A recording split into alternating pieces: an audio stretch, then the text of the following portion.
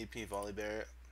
This is a special request. I wouldn't normally recommend play AP Volibear, but if you do, you probably will run something like this. Okay, so Deathfire Touch is not really that great. It has reduced effectiveness for AoE, so your E ability on Volibear will not be that great with Deathfire Touch. And same goes for the ultimate. It does AoE with the Chain Lightning, so you're better off with excuse me. You are better off with the Precision Mastery because of the flat penetration and the per level, but mostly because of Thunderlord's Decree being better than Deathfire Touch. Dangerous Game and Merciless, pretty standard. You don't really have mana problems on Volibear, so meditation is never really a decision point. More damage is, so there you go. Secret Stash or Assassin, I would say, for AP volley. Probably Secret Stash because you can make use of the biscuits pretty well if you're going for lane. And then, again, this is assuming you're going lane Volibear, then you take Wanderer. Unless you really want lane control.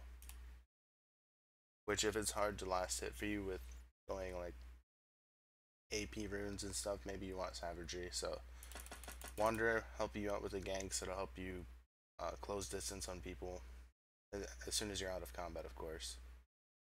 And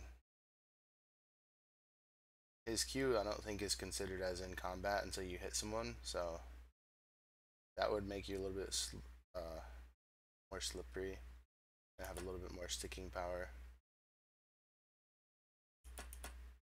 So yeah, that's personal preference. I'm sticking with Wanderer, just under the assumption that I wouldn't have problem last hitting. And then Sorcery, you want the increased ability damage. You're not going to get that many attacks off as AP volley anyway. Again, Feast, that'll give you a little bit more sustain. Expose weakness, if you're going to get a lot of ganks, then that'll help you snowball. But Double-Edged Sword is probably the way to go out of these three. And the main reason for that is that you're not going to deal as much damage as you would like. You're going AP volley, and then this will just help make it more viable. You're going to look for any marginal damage that you can get. And that's reflected in the rest of the theory of crafting as well. So, since your E applies a slow, you get a 2.5% increased damage. If you think you can get a couple of kills though, Bounty Hunter is definitely the way to go. So again, Oppressor help you snowball, and Bounty Hunter will be better if you get a couple of kills. Even at 1 kill, Bounty Hunter is probably better than Oppressor, but you're free to do whatever you like. And then Natural Talent, this mastery is just not that great, but Wally admittedly doesn't have that much sustain problems because of his passive. His regen is also pretty good. So for that reason, I would stay away from the Resolve tree and stick with Ferocity and Cunning. And we talked about how the Fire Touch isn't that great based on his skill set. And that's pretty much it for the masteries. I'm not even sure what runes I would run. This page would actually be pretty good for Volley AP. Maybe without so much attack speed though.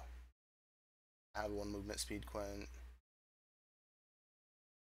I think if you're really going AP volley, you just run ability power glyphs, ability power quints, and then your choice on the movement speed or not. But then I would definitely run hybrid penetration marks and armor seals.